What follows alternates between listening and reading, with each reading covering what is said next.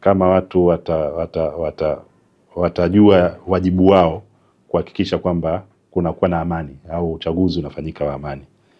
Kwa hiyo machache ambayo mimi naweza nikasema ni kwamba ni kwa viongozi, la kwanza kujitahidi sana pale ambapo kampeni zitaanza kufanya kampeni za kistaarabu.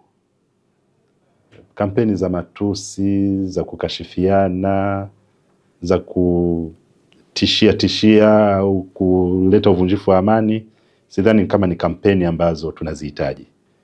Hususan kipindi hiki ambacho watu wameshajua madhara ya machafuko na vitu kama hivyo. Lakini la pili ni kufuata kanuni ambazo baadaye zitakuja, wote watazisaini, za maadili ambazo zitakuwa zinatuongoza katika kampeni.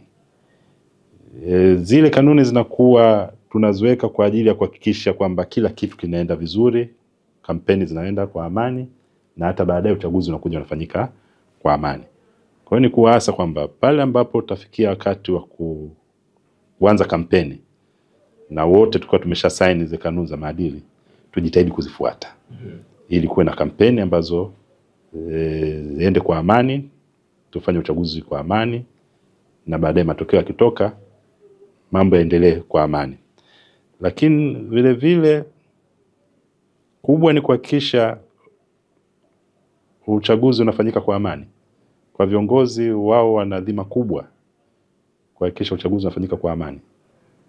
Wao ndo wanaweza kuwashawishi wananchi kwamba hii ni nchi yetu, mwisho wa siku tuwe pamoja.